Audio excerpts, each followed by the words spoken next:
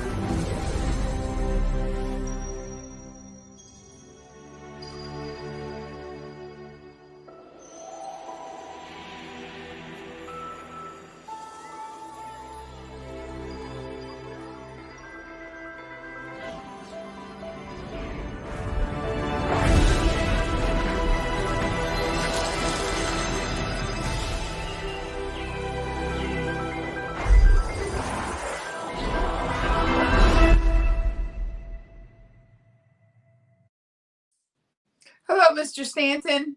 I'm saying that because producer of the show, Stanton, is in Louisiana. So usually we're at least in the same state, in the same city, but this show's coming to you from a whole bunch of different locations. I'm in San Francisco. I'm not at home. I'm in my mother's living room. You guys have seen me in this setting before. And Stanton is in Louisiana because it's the day after Christmas. And so we're doing this from all kinds of different locales that we're not accustomed to. So I hope that I sound clear and good to you. And I know I'll get the thumbs up from producer Stanton. And I want to tell you that this is the last show of, what some people, you've seen every kind of joke, meme, gif. If 2020 were a sex toy, I saw a picture. It was a cactus. It was like a phallic shaped cactus. And if 2020 was a drink, it would be a preparation for a barium enema. And and just everything. If 2020 was this and 2020 was that. And I think a lot of it has to do with the fact that first of all, we went into this year, it's 20 years after the millennium, and I don't know how well all of you remember 1999, but I remember doing an event. First of all, we thought there was a Y2K virus, that because of computers and the way they were set, that when it rolled over to the year 2000, that everybody's computers were going to melt and, stuff was going to happen. And then I actually did a show on 9/9/99 in Cincinnati, because they just, thought that was an interesting number, and to talk about Y2K. And everywhere you went, there was this sense of strangeness and urgency. There were countdown bottles in every grocery store. They had, champagne bottles in the liquor store aisle with the countdown to the new millennium. And everything was going to be about, 2000, a millennium, a once in a lifetime event. How many people get to see the flipping of a century if they were born early in a century, let alone the flipping of a millennium. So I could lie to you, but that's not the relationship I have with my fans. New Year's Eve of 1999 was, to quote Charles Dickens, it was the best of times, it was the worst of times. I'm not letting out any family secrets that aren't already in a Showtime special and haven't already been discussed 7 Ways from Sunday. But my mother flew, I picked up my mother in Texas in the days after Christmas. I don't even remember the days. It all blurs together. But I picked up my mother in Houston because she was getting a divorce, and she had fallen into despair. That's the only word I can use. So me and my, crazy, I called her assistant, but she was just a crazy person that was in my car at the time. And that's a story for another day. Drove to Houston, picked up my mother. She had so many gifts. She refused to leave any of them.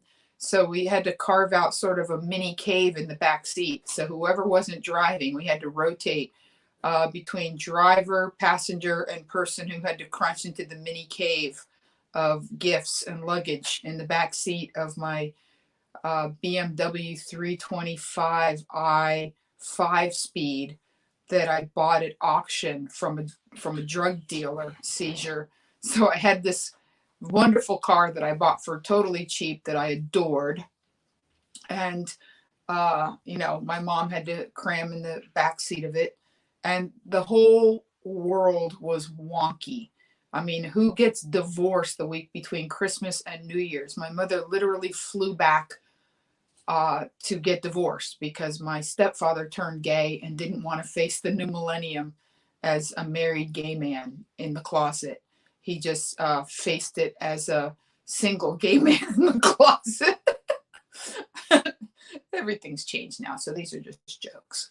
And and I was involved with a man who was separated from his wife, and his wife was not in on the separation. So that made New Year's Eve very interesting. And I remember his way of promising that he was actually going to go through with the divorce was by saying, well, of course, now that I've spent New Year's Eve of the millennium, I have to get divorced, because on every New Year's for the rest of your life, you're going to remember who you spent New Year's Eve of the millennium with. So every New Year's Eve, I think of what the look on his wife's face must be right before midnight when she's like, remember when you ran off to Miami to spend, New Year's Eve with that Jezebel? And even though it's, a live stream on a Saturday night and I can use stronger language, we'll leave it at that, because I'm sure it was much stronger language. I can only imagine when he went back and they reconciled. Can you imagine the aggression of spending New Year's Eve of the millennium? It's like, can you pass the potatoes? I wish you would die. It's like, I can only imagine. But I just know that where there's enormous expectation, there's enormous opportunity for stuff to go wrong, and horribly wrong. And I think that us going into 2020 with thoughts of, Barbara Walters, this is 2020. I mean, I remember last New Year's Eve like it was 17 seconds ago, because I remember thinking, next New Year's, I'm not going to be with these people. I could lie, but again, that's what we love about each other. Isn't that what we love about each other? Like, I don't lie to you and you guys don't lie to me. And I spent New Year's Eve with another couple and a person that I don't even know what to call it. I mean, those of you who know my act probably can answer it better than myself. But the upshot is that I knew how this was going to go down. And I think I had a wonderful conversation last night, and people ask me all the time, what do you think is going on? And I don't even know what that means. Is it some sort of loaded question of, am I supposed to answer with some sort of conspiracy theory or political statement? Or, I'm not the person to ask, because you're most likely not going to get the answer you want, because I never do what it is people expect of me. I never answer what it is they think the answer is going to be. And I think that's part of my charm. So here's what I really think is going on in 2020. I think 2020 is a giant setup for an enormous, lifelong rom-com. And the reason why I'm saying that is because the fact that I'm a comedian brings me more joy than I can ever imagine anybody feeling within a profession. And I'm still a comedian, whether I'm on stage or behind a mic or whatever. I think like a comic. I write like a comic. I process like a comic. And I know this to be true. And this will be true until the day I die. If you want to call me a writer performer, yes, I write the things before I say them. I think them before I write them, before I say them. But in my brain, things go a very particular, peculiar way. It's not how the sausage gets made. It doesn't go in one side and grind it out the other. It's tunnels and levers and I was once in a cave. I think it was one of the world's largest cave systems, if not the largest, in Kentucky. I was south of Louisville on the 65. I forget the name of the cave now, but it's a very famous cave, and it's enormous. It's enormous. They've got this room in it called the Cathedral with stalactites that'll just blow your mind. And the easy way to remember stalactites come from the top is the C for ceiling. Stalagmites come from the bottom. So, you know, it's more like that. It's like being pressed through a crazy cavern, you know, some sort of Dr. Seuss thing. And the reason, you know, as you know, I adore my nieces. And so I've been spending time with them from June until now. The mixed bag of blessings that COVID has brought me is that I've spent an enormous amount of time with my family. And my nieces are now respectively 17 and 19. They were 16 and 18 when this started. And the baby is now 2, and she was 1.5, you know, a little over 1 when this really got rocking and rolling. And my nieces are very fond, even though they, you know, especially the older one, tends to lean towards what we called in my day goth. They like fun and funny movies, and they tend to like things with a very wide swath cut through the middle for romance to run. And the reason why I say rom-com is because, you know, when you're writing a story as a writer performer, and I've written for TV, you always have, you know, boy meets girl, you know, boy and girl fall in love, you know, boy loses girl, bad stuff happens, boy figures out how to get girl back, or whatever. I'm being very, but in this enormous, you know, pause for the cause, the romance is the fact that I realize that romance has little or nothing to do with other people. And I've everything I'm going to tell you I've said before, or I've written before in my journal, or I've thought before. But for years, I have a dear friend in Florida, Claudia. She's like a sister to me. And I would tell her all the time when people would talk about romance, I would say, romance, the purple haze, if you will, has nothing to do with the other person at all. Romance, love, falling in love, and that feeling that we crave almost inherently as human beings. I don't know, you know, I jokingly say, and it might get a little dodgy now, but I think we're all grown-ups. I say that fire wasn't invented to cook food, and that it was actually invented by accident.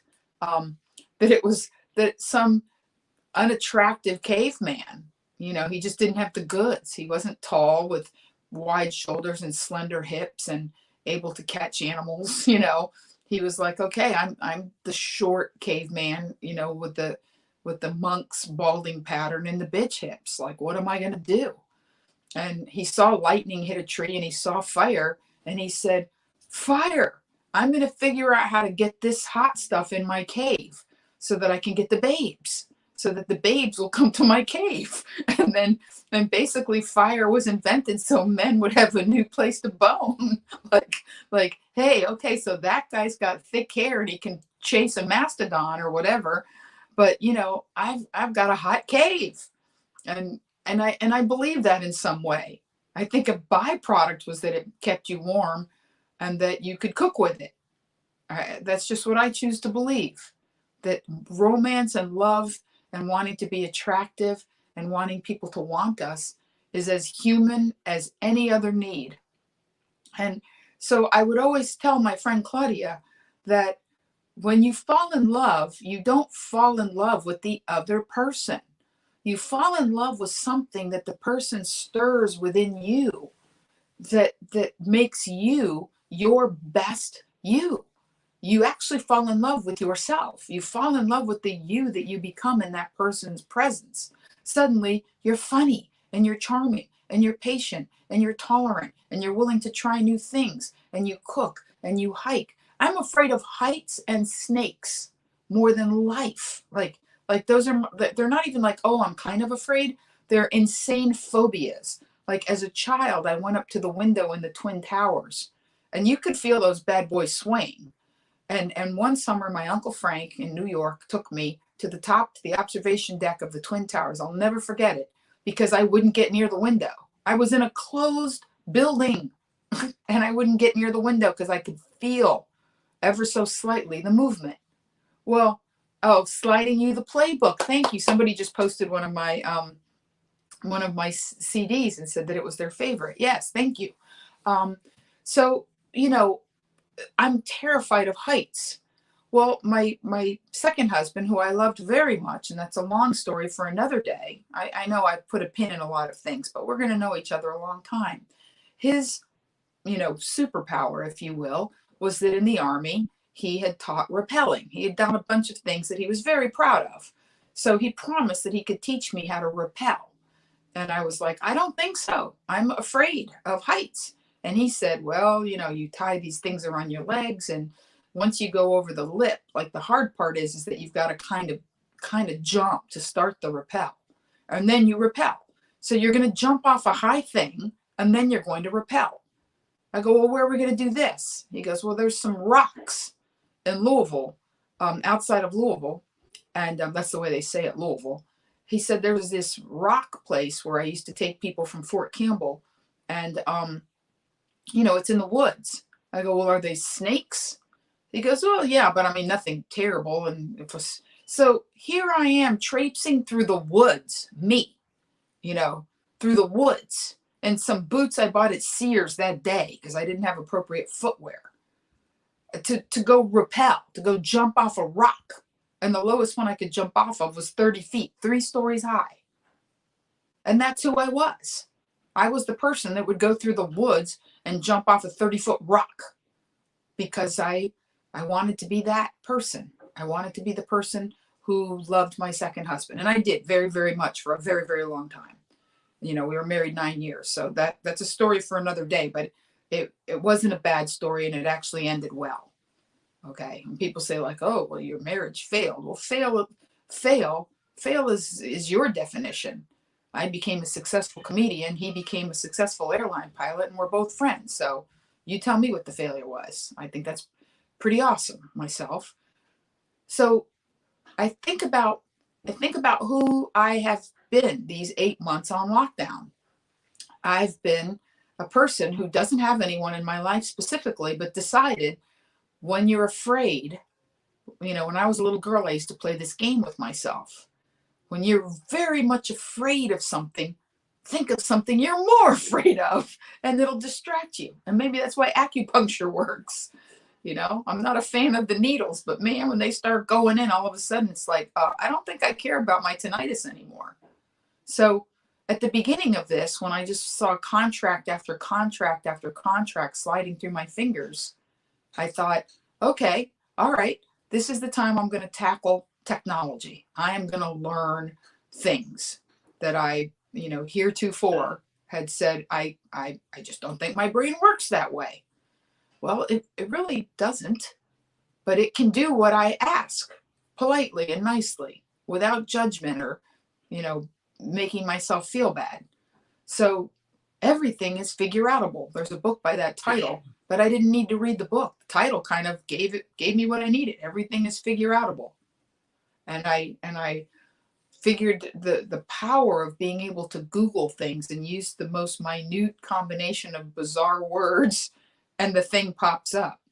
The other day I spent an enormous amount of time trying to find out the whereabouts of a contestant of season 3 of the Great British Bake Off, because I could tell that in the tent she was a very bizarre individual. And sure enough, her life has continued as bizarre and interesting as everything she baked showed that she would be.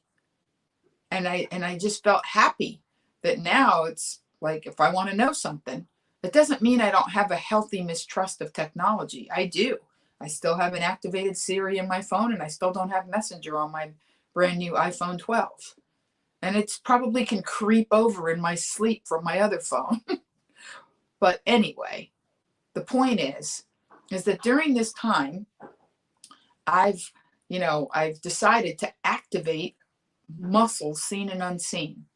I joined this mastermind group, Infinite Possibilities, and I started watching master classes, and I started butt camp online with some Irish crazy biatch named Kim Constable, who's got the best butt I ever saw. And I don't even mean just on a white chick. I mean like on a chick. And I just became that person, you know, that I felt I really like the direction I'm going in. And I can't tell you that I was 100%. I mean, how good of a direction could I have been going in if on New Year's Eve I thought proactively, well, and I had no idea that the pause for the cause was going to prove me right. But I was like, I won't be seeing you MFers next year. I'm a terrible person. I don't mean it like that. What I meant was the life that I was living was a lot of more of the same.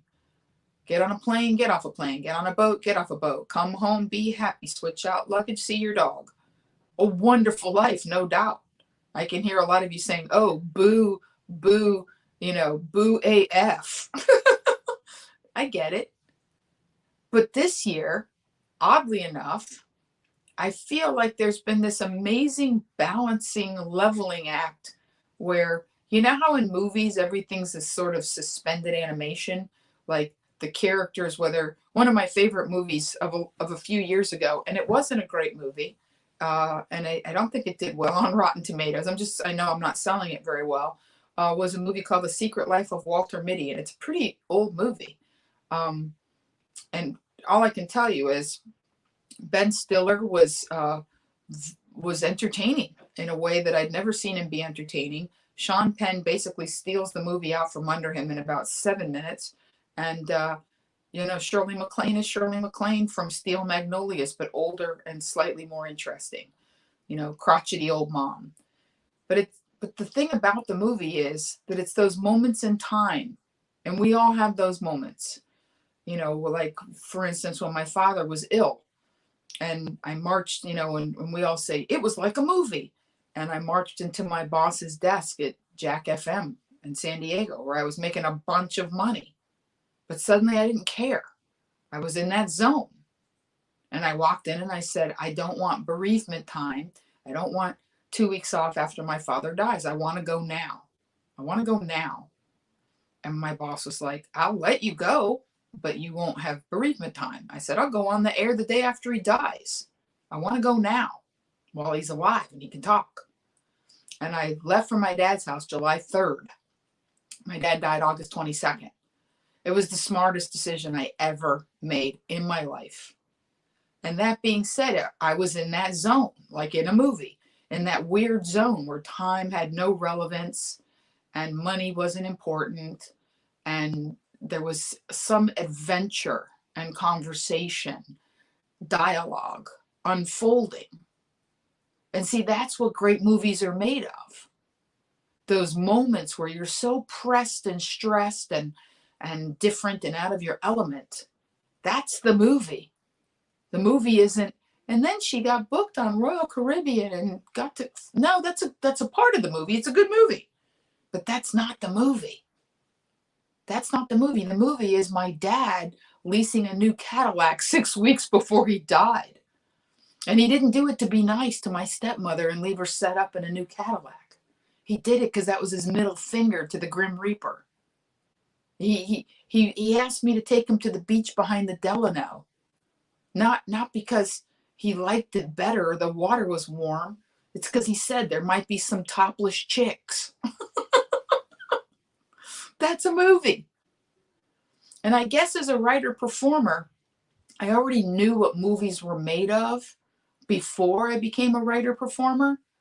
But every year that passes that I'm in my art form, it becomes more, I become more acutely aware of what makes a good movie. And what makes a good movie is a good life, not a good lifestyle. A lot of people I know have amazing lifestyles. And guess what? COVID is making them insane because a lifestyle isn't a life. Living in a beautiful apartment filled with the finest of furnishings, Roche Beaubois. See, that's the niece right there. Hang on. This is like a movie. See, I'm getting interrupted by a baby. It's okay. It's okay if the baby wants to be on TV. She might come back. I'm happy with it. Either way, her mom's grabbed her. But the point I'm making is that she can come. She likes me. I'm very honored and flattered at how much my niece likes me. It's quite touching. Oh, The Matrix. Yeah, that's the movie right there. But the point, and we could talk about that all day long. But the point I'm making is that the older you get, the more you feel the importance of feelings. And lifestyles aren't always about feelings, unless you feel proud when your neighbors come over and go like, oh my God, this house is gorgeous. And don't get me wrong, my apartment is gorgeous. But my apartment is a sort of a testament of a life well lived. Everything in my apartment was vintage, thrift, bought on a shoestring. I haven't done any Craigslist.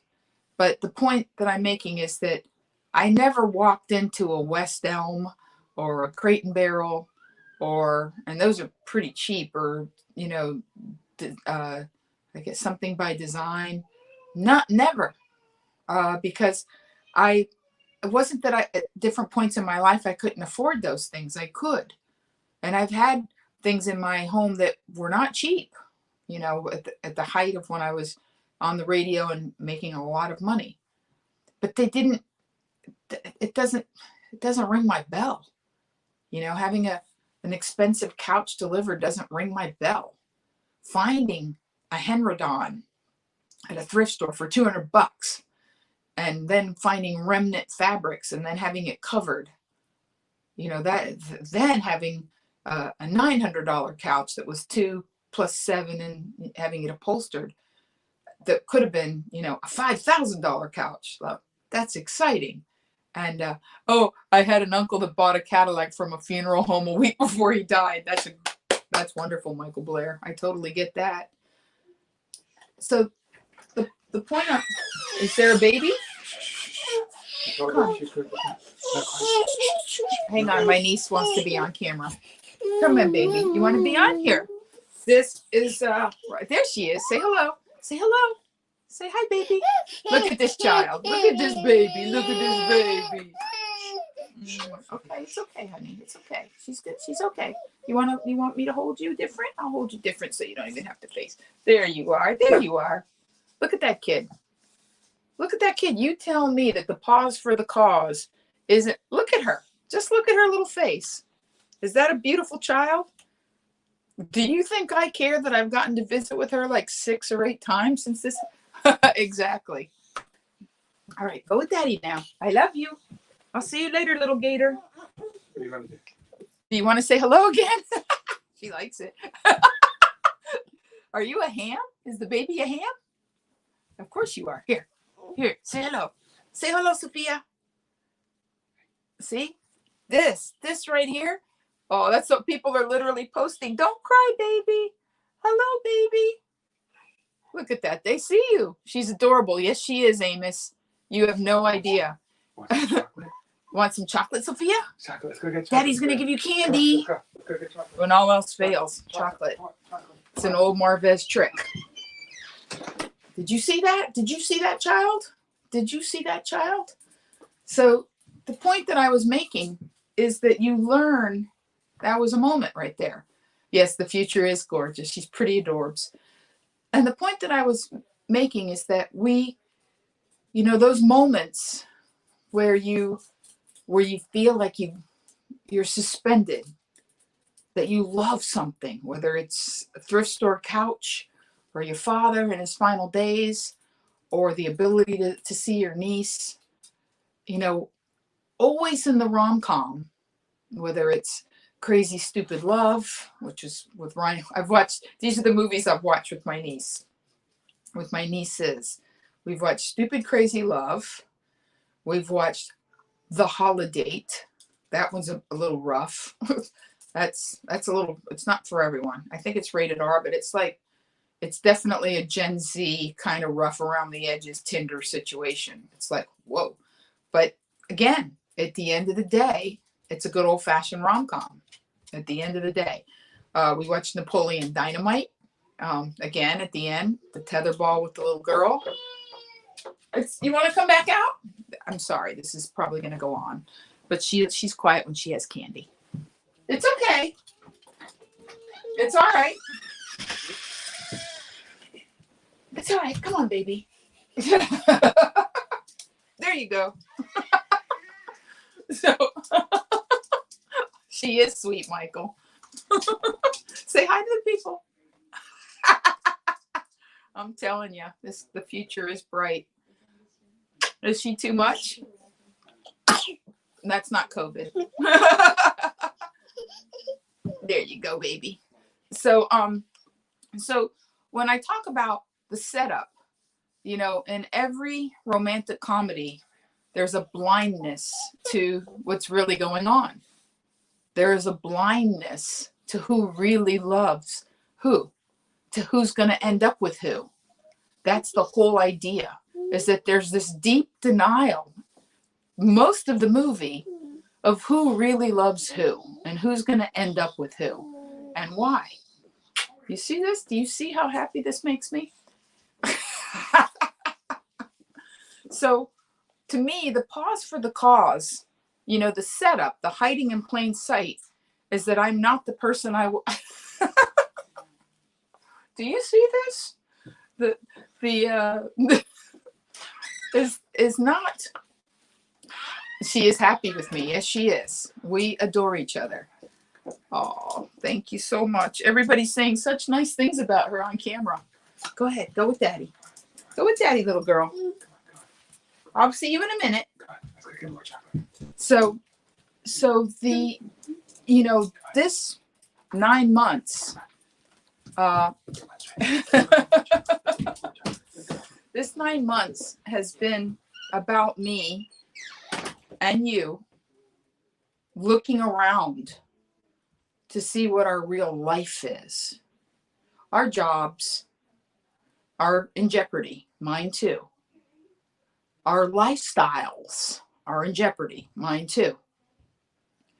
You know, I don't know when I'm going to be back in a best show ever. Thank you. Thank you, Marcelino. Thank you for saying that, because she's proving my point.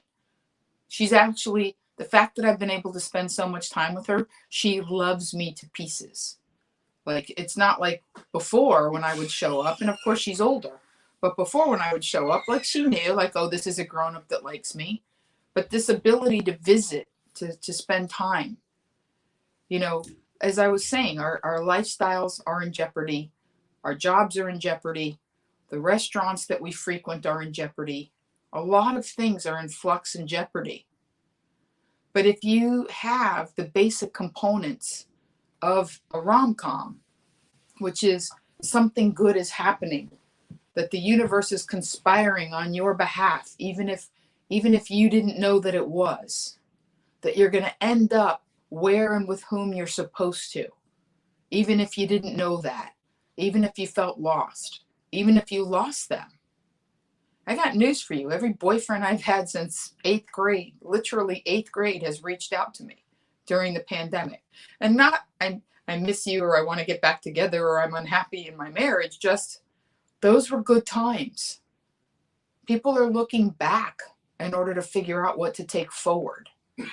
Never has the power of now, as Eckhart Tolle says, been more important, because I don't go into these long diatribes of the power of now. This is what I tell people, and maybe this will make you feel very, very good as we go into 2021, which is, you know, when somebody calls and says, and this happened, and he did that, and or she did that, or they broke my heart, or I got, you know, whatever anybody did to you on whatever scale. And I said this to a dear friend of mine who I adore. I said, I want you to stand in front of the mirror. She said, yes. This was on the phone. I said, do you have all 4 limbs? Yes. You got, 20 appendages? Yes. You didn't lose a finger? No. Not even a fingertip? No. You have everything? Yes. Do you have a scar? No. Nothing. You don't have like a nothing? No. Okay. Then nothing happened. There are people that have to deal with. I have a beloved friend who's been ill, and she has an aperture where the chemotherapy goes in. It's most likely going to leave a scar, a small one, that I'm sure she'll be happy to live with because she's going to live. But the point is, everything that ever happened to me other than a burn, which I did to myself because I tried to strain spaghetti and talk to a cute boy at the same time and burn myself with boiling water. I have all my arms, arms and legs and appendages, and I have a burn scar. And other than that, nothing happened in my now. Right this minute, I'm with you, 1,000,000%. So in this now, if there's anything troubling me, it's the pain body, as Eckhart Tolle calls it. But I just say it's stuff from your past that you're choosing to put now, today, haul it forward. If you don't have a visible scar and you didn't lose anything, you're good. We're all good. We really, truly are. And we're being set up for something better because we're not the kind of people that go backwards. We're not the kind of people that say, well, I just don't know what to do, so I'm just going to flounder and be sad. We're just not made of that. There are people like that, but like kinds attract. So if you're drawn to me, if you enjoy my work, if like my 3:30 gang on Facebook, you reach out to each other, then you're not that person. Those people are friends with each other. Those people do whatever it is they do. They're the whiny people or the cranky people or the druggy people or the drinky pants. Those are those people. And God bless them. They have a life and they're entitled to live it any way they want.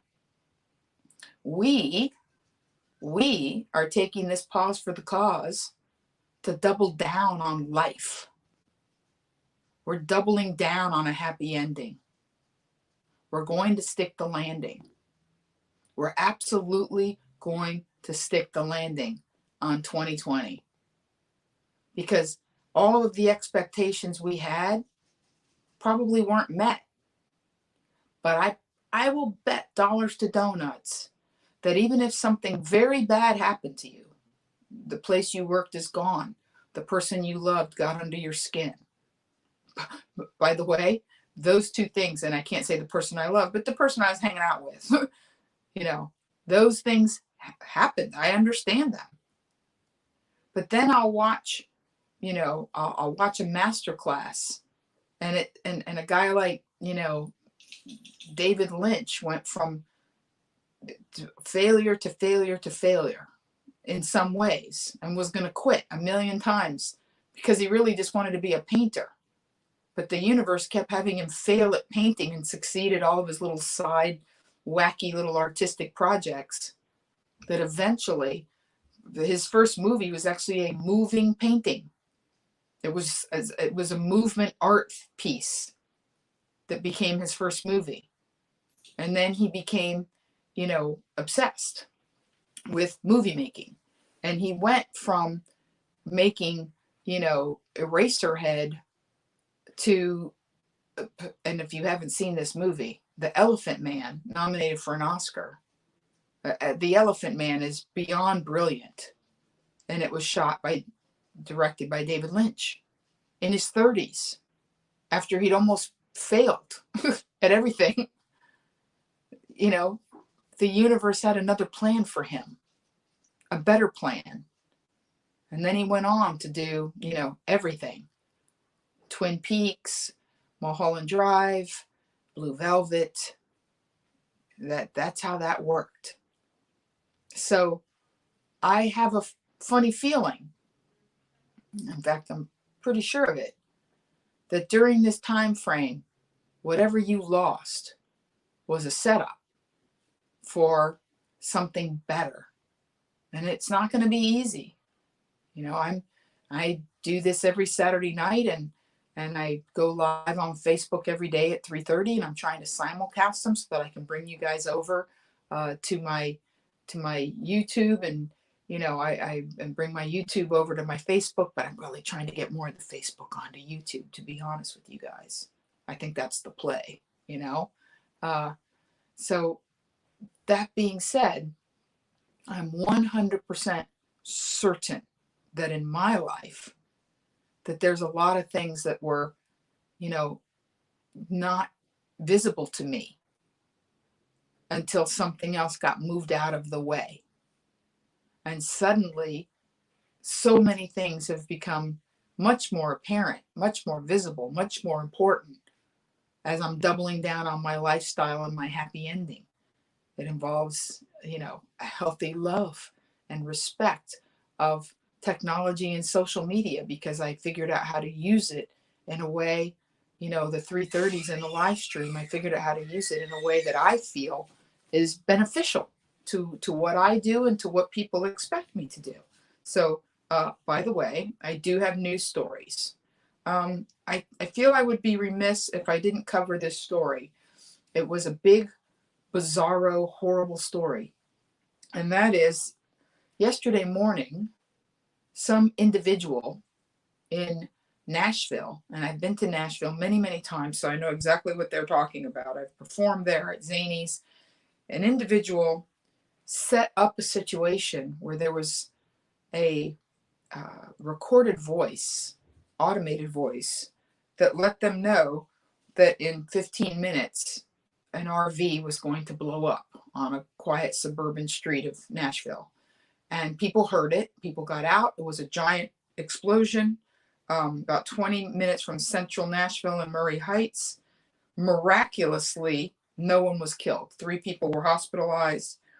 And when I say 3 people were hospitalized and no one was killed, they have a person of interest.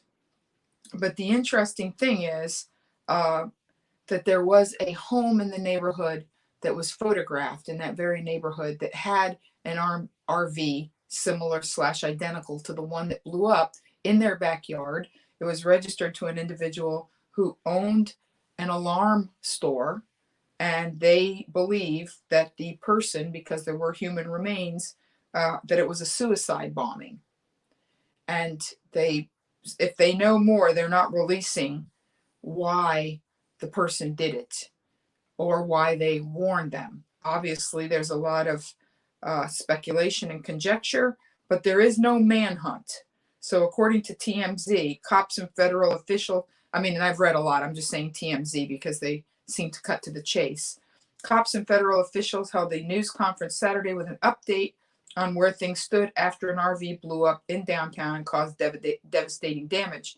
And the main takeaway is that there is no manhunt underway for the culprit, which is telling, considering law enforcement came out early and said this appeared to be intentional.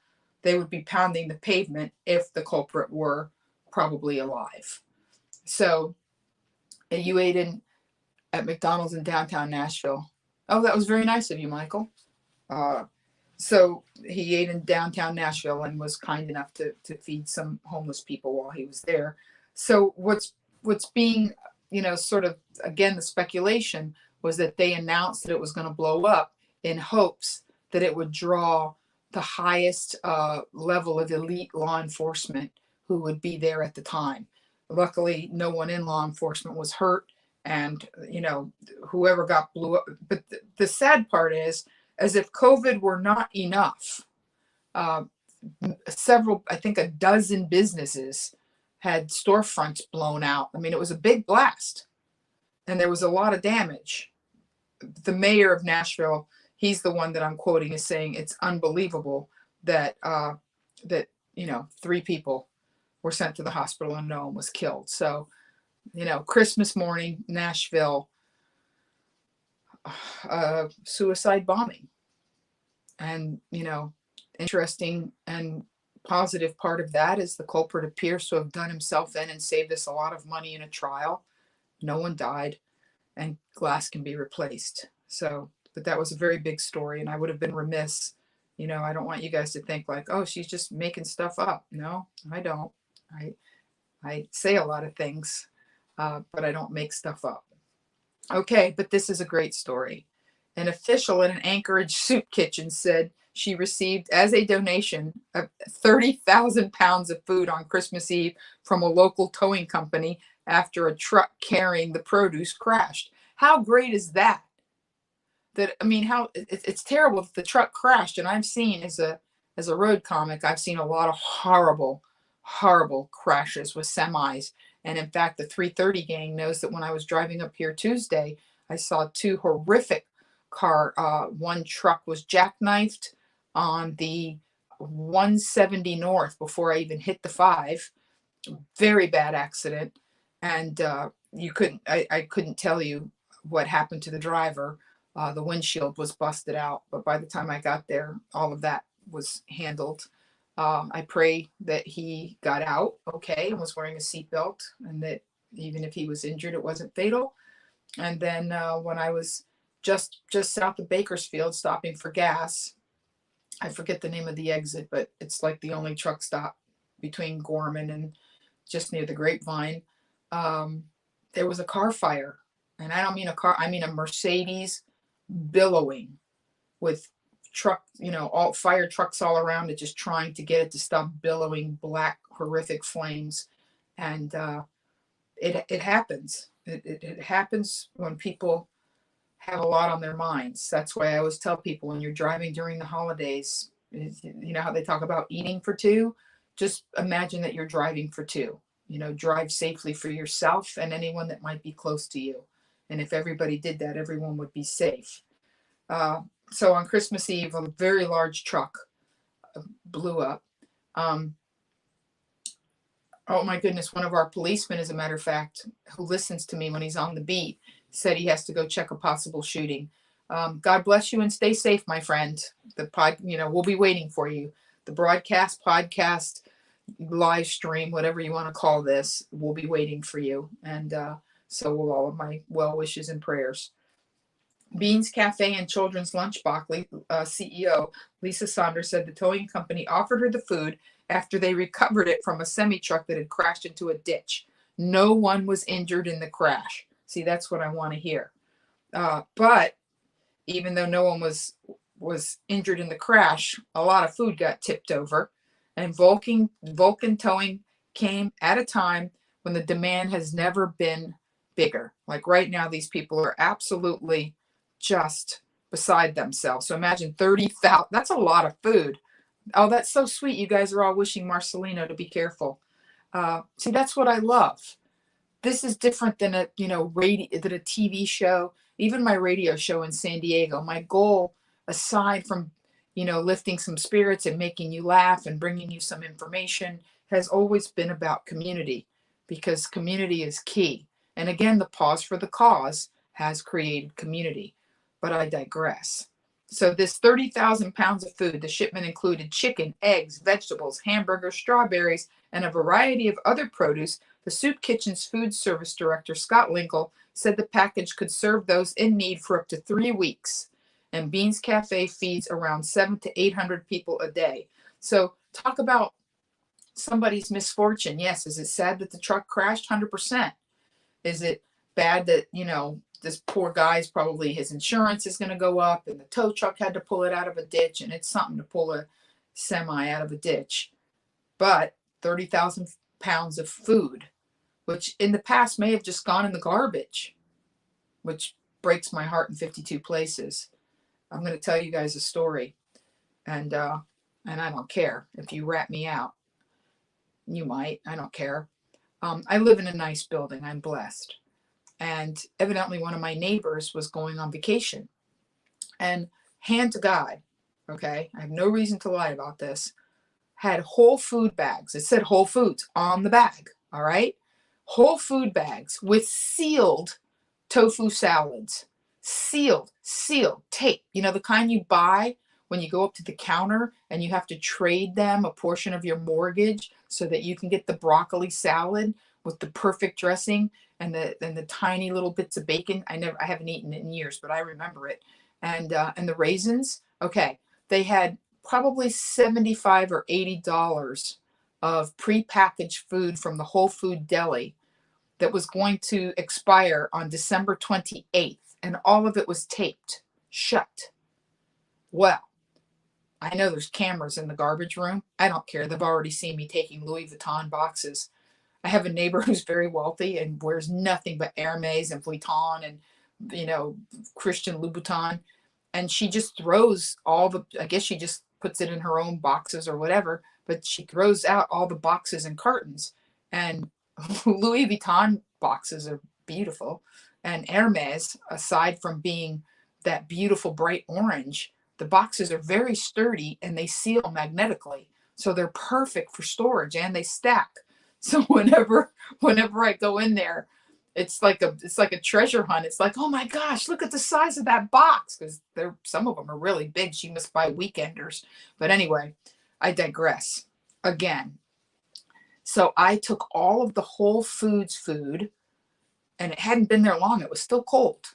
I put it in my refrigerator, and that night, when I went for a walk in Hancock Park, which is a nice neighborhood, so people probably thought the food came from there, I taped a big sign, and in a Sharpie, I wrote, "I'm leaving on vacation." Okay, so it wasn't me, so it was somebody else. "I'm leaving on vacation. Can't take this with me. Please eat it." And I put it right by this big garbage can on Larchmont, with plastic utensils in it. And even if it didn't get eaten, at least it had a fighting chance of not being thrown away. I bet you it did, though. It makes me feel good to think that it did. And in fact, I'm going to tell you one more story before I get to a news story. I am superstitious, and I talked about this in the 330, because religions are nothing but vetted giant superstitions.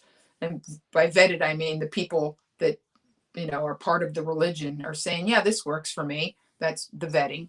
So, whatever you need to do to go into 2021, if there's a certain pair of underwears, if there's a certain game, whatever it is, if it's green grapes or black eyed peas or singing Old Lang Syne, me personally, I think I'm going to play Tom Petty's "Don't Come Around Here No More." But that being said, the person I spent last New Year's Eve with, I still had like a bag of like 2 shirts and 2 jackets in my storage unit, because I didn't want the juju in my house. So I put them in my storage unit. But what the heck? They're just like from a nice thrift store. So I was driving to get my dog groomed, and there was a homeless guy in my neighborhood in Hollywood on a sunny day with no shirt on. And it happened to be 2 blocks from my storage unit. So I said, "Stay there, dude." And I went to the storage unit, and I got the clothes, and I drove them back, and I gave them to the homeless guy there on the Gower overpass. And then I proceeded to go pick up my dog. And on my way home, I saw a totally tricked out homeless guy. I was like, in one fell swoop, the guy went from looking absolutely insane to, he might have been able to land a job with somebody picking up cans or something. He looked quite dapper in his white shirt and his black security coat. Anyway, I'm going to give you the last story of the night, and then I'm going to stick the landing. And producer Stanton is going to post. Okay, so New Year's Eve on Thursday, I am going to be in San Diego. I figured I can't help everybody. I do a lot of charity, but I have a friend. He's an ex-baseball player, MLB. He was with the Twins, among other teams, named Jacques Jones. Very cool guy. Met him through mutual friends. And he is setting up a camp for underprivileged children. And I know the value, because I've been involved in other things, of seeing a different life, of knowing that there's something bigger and more interesting and fabulous out there than wherever you come from. So his charity is called All Hands on Deck. And we're going to do 2 different shows on New Year's Eve virtually from his beautiful big house. And so we can use the big screen, because it's a Zoom. We're going to do a Zoom show, and you'll be able to participate. I'll be able to see you on the screen. We're keeping it small, like a comedy club. On Zoom, you can have as many people as you want, but comedy clubs seat 250 people. And I've done New Year's Eve at Hermosa. So we figured I'm going to run it just like Hermosa. We're going to have 2 seatings and 250 people, and the screens will be on a big screen TV behind me, so I can interact to the best of my ability with people that want to be interacted with. And I'm, wrote all new material specifically.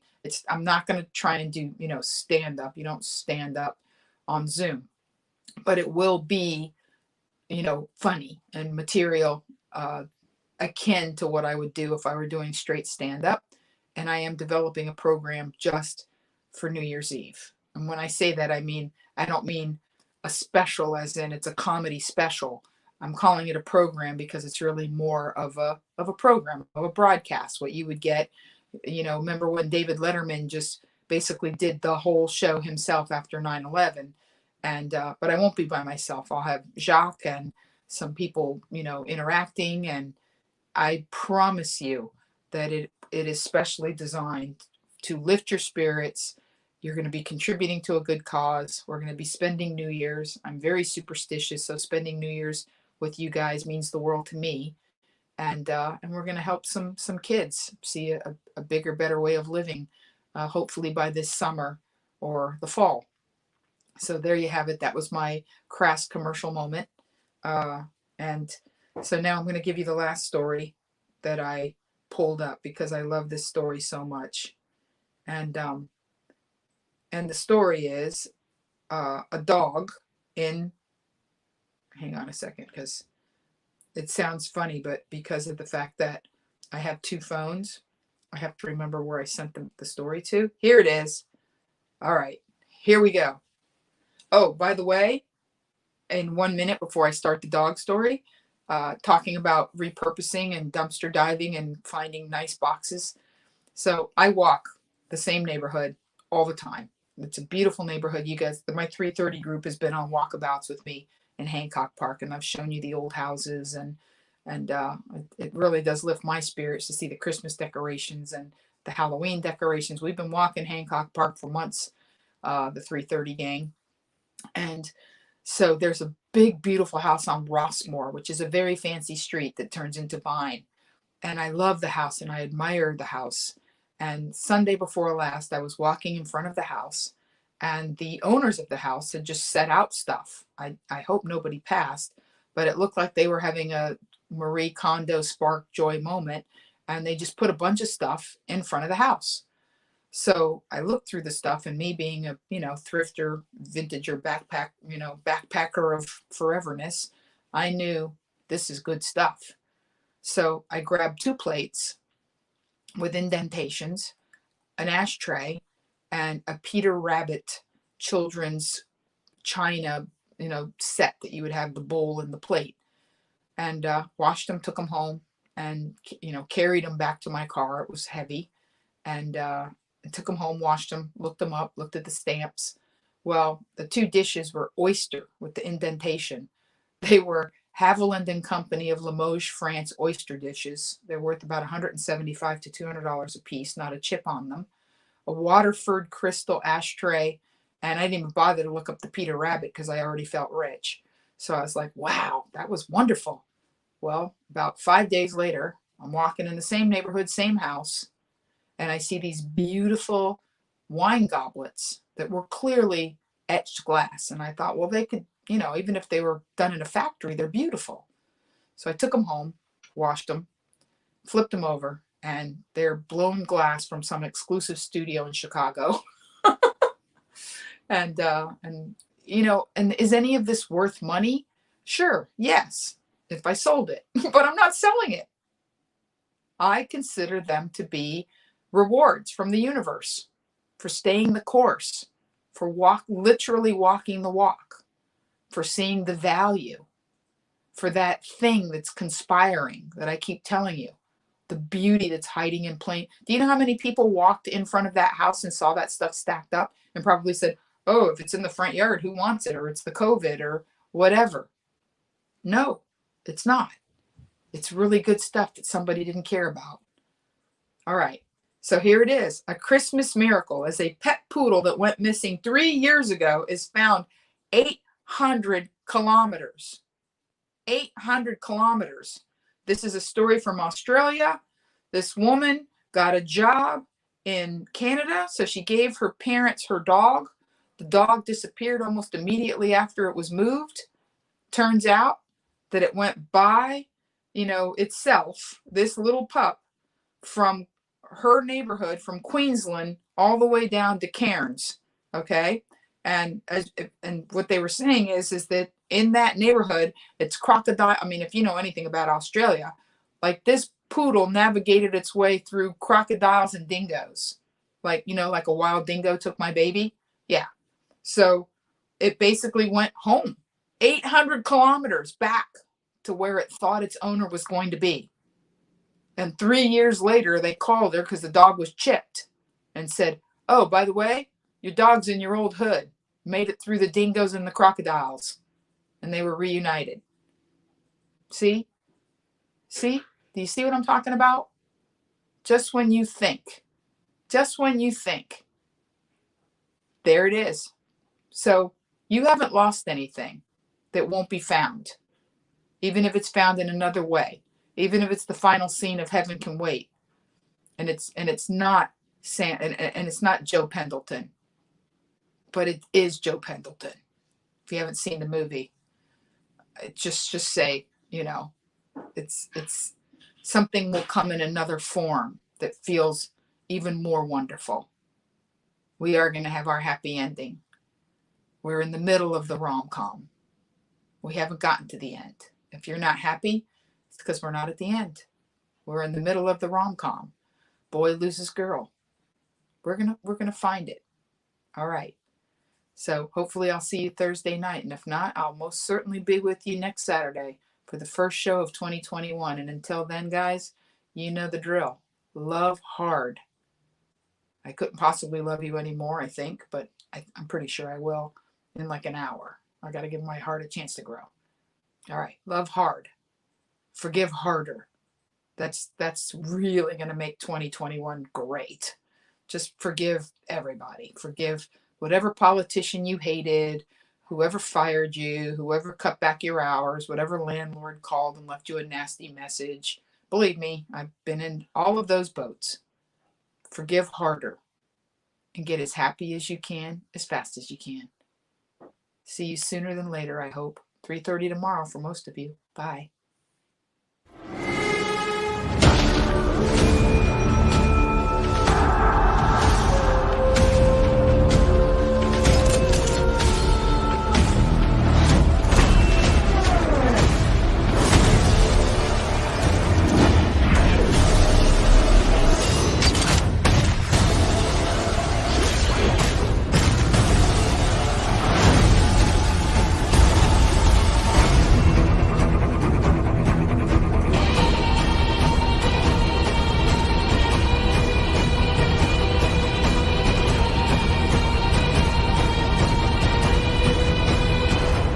Well, that's neat.